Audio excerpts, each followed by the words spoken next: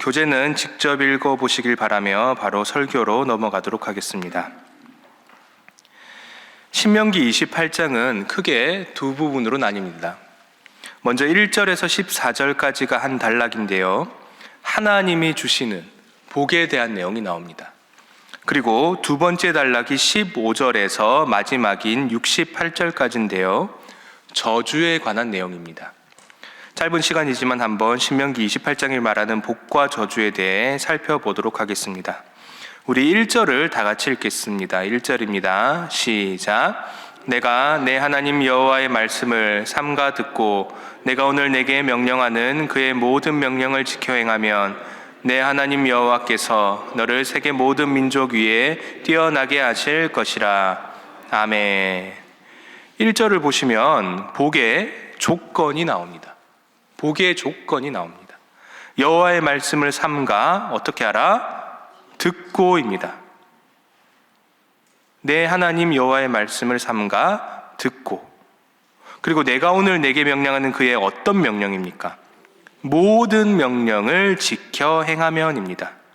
여러분, 복은 내 생각이 아니라 하나님의 생각, 즉 하나님의 말씀을 듣고 동시에 내가 취사 선택한 명령이 아니라 하나님께서 선택하신 모든 명령을 들을 때 받는 것입니다.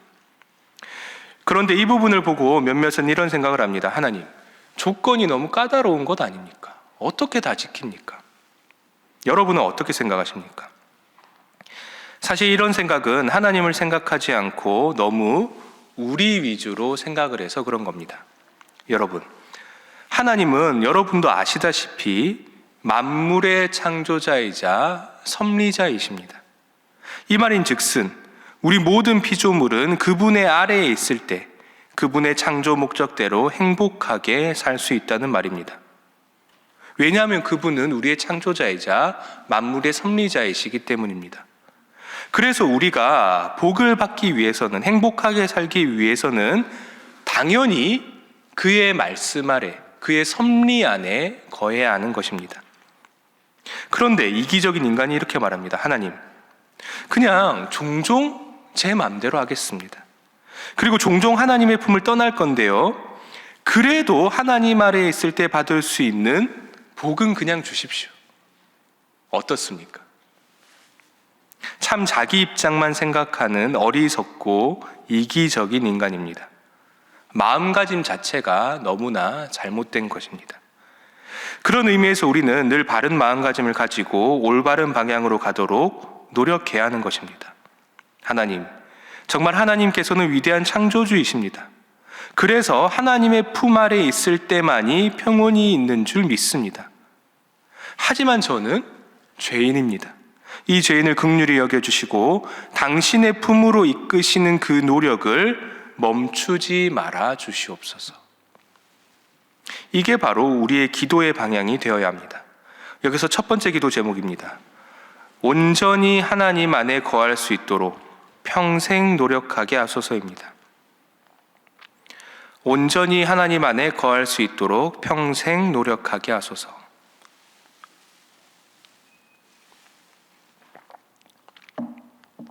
온전히 하나님 안에 거할 수 있도록 평생 노력하게 하소서. 자, 그렇다면 우리가 하나님의 이끄심대로 정말 하나님 안에 거한다면, 이 조건을 지킨다면 어떤 복이 있을까요? 우리 1절 후반을 보겠습니다. 이렇게 나옵니다. 내 하나님 여호와께서 너를 누구 위에? 세계 모든 민족 위에 뛰어나게 하실 것이라. 아멘. 실제로도 오늘날까지 종종 이루어지고 있는 복입니다. 정말 하나님의 사람이 하나님의 은혜로 리더의 자리에 올라서는 걸 보게 됩니다. 이럴 때 세상은 그 사람을 보고 우리 하나님을 간접적으로 체험하게 됩니다. 그리고 그 사람에게도 좋고 그 사람을 지켜보는 다른 사람에게도 좋은 참 위대한 복입니다. 그리고 신명기는 이 하나님이 주시는 복에 대해 계속 설명을 하는데요. 복을 어디에서 받을 수 있는지, 그리고 언제 받을 수 있는지에 대해 설명을 합니다. 우리 3절을 보겠습니다. 3절에 이렇게 나옵니다. 성읍에서도 복을 받고 들에서도 복을 받을 것이며. 제가 예전에 메리즘이라는 기법에 대해 설명을 드린 적이 있습니다. 이런 겁니다. 창세기 1장에 하나님께서 천지를 창조하셨다, 이런 문장이 나옵니다. 그러면 하나님이 하늘과 땅만 창조하신 겁니까? 아니죠. 하늘과 땅은 물론이고 그 사이에 있는 모든 것을 창조하셨다는 뜻입니다. 이게 바로 메리즘이라는 기법입니다. 오늘 본문도 마찬가지입니다. 하나님 안에 거하면 성읍과 들은 물론이고 그 사이에 있는 모든 곳, 즉 내가 어디에 있든지 복을 받는 것입니다. 요즘식으로 표현하면 내 집과 내 직장과 타지와 그리고 내가 있을 수 있는 모든 곳인 겁니다. 즉 모든 곳에서 복을 받는 겁니다. 위치의 제약이 없는 겁니다. 하나님 안에 거하면 내가 어디로 가든지 복을 받을 것이다. 그리고 6절에서는 내가 언제 복을 받는지 나옵니다. 6절을 보십시오. 내가 들어와도 복을 받고 나가도 복을 받을 것이니라. 아멘. 여기서도 메리즘이 나옵니다. 들어갈 때와 나갈 때는 물론이고 어딘가에 머무를 때도 복을 받는 것입니다. 즉 언제든지 하나님 안에 거하기만 하면 복을 받는 것입니다. 그리고 신명기는 7절부터 13절 초반까지 어떤 복을 받는지 구체적인 목록을 말합니다. 총 3가지 부류가 나오는데요. 이 목록이 나타나는 구조가 참 신기합니다. 순서대로, 우리가 보통 글을 쓰면 순서대로 쓰죠. 이렇게 순서대로 나오는 게 아니라 가장 외곽부터 시작해서 점점 내곽으로 들어가는 그런 구조로 나타납니다. 먼저 가장 외곽에는 외국과의 관계에 대한 복이 나옵니다. 적들에게 승리를 할 것이다. 이게 가장 먼저 나옵니다. 가장 외곽에 7절과 13절쯤에 나오는 겁니다. 그리고 그 안쪽으로는 이스라엘 내부에 대한 복이 나옵니다. 너의 소산이 풍족해질 것이다 입니다. 가장 외곽에는 외국과의 관계, 그리고 그 안에는 우리나라 안에서의 관계인 겁니다. 그리고 가장 중요한 제일 안쪽에는 하나님과의 관계에 대한 복이 나옵니다. 내가 하나님의 성민이 될 것이다 입니다. 하나님의 거룩한 백성이 된다. 즉 하나님의 백성이 된다는 것 자체가 우리에게 가장 큰 복인 것입니다. 여기서 2번째 기도 제목입니다. 무엇보다 하나님의 백성이 되기를 기도하게 하소서입니다. 무엇보다 하나님의 백성이 되기를 기도하게 하소서.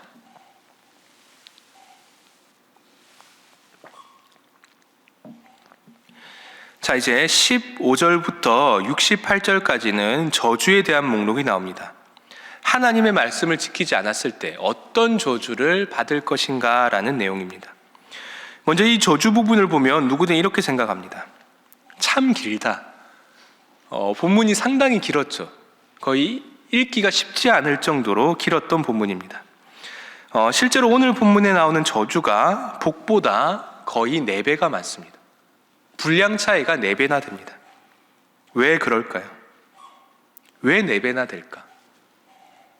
우리 인간의 본성이 악하기 때문입니다. 인간의 악한 본성을 반영하다 보니 당연히 저주 목록이 길어질 수밖에 없는 것입니다. 이제 내용에 대해 살펴보겠습니다. 내용을 정말 간단하게만 살펴보면 이렇습니다. 한번 눈으로 따라오시면 될 것 같습니다. 20절에서 24절은 질병과 가뭄에 대한 저주입니다. 질병과 가뭄. 그리고 25절에서 37절은 패배와 추방의 저주입니다. 그리고 38절에서 46절은 역전된 지위의 저주입니다. 그리고 47절에서 57절은 군사적 포위의 저주입니다. 그리고 마지막 58절에서 68절은 이 모든 부분을 정리하는 부분입니다. 그런데 이 저주 부분을 유심히 보고 있으면 뭔가가 떠오릅니다. 아마 눈치를 채신 분도 있을 것 같습니다. 이 저주 목록을 보니까 누가 떠오릅니까? 멸망했던 이스라엘이 떠오릅니다. 포로기 시절의 이스라엘이 떠오르는 겁니다.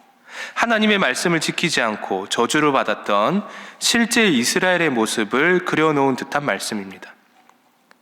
실제 이스라엘은 하나님의 언약을 떠나 풍요를 잃어버리고 질병과 가뭄을 얻습니다. 그리고 그러고도 회개하지 않아서 결국 제국의 공격을 받아 패배하게 되고 하나님이 주신 땅을 빼앗겨 추방을 당하는 저주를 받습니다. 그리고 그들은 노예로 끌려가 역전된 지위를 얻고 결국은 소수만 남았던 성이 군사적으로 포위를 받아 완전히 멸망하게 됩니다. 그래서 포로기 이후에 이스라엘은 이 본문 말씀을 참 실감나게 읽었을 것 같습니다. 왜냐하면 자기가 직접 겪었던 일이니까.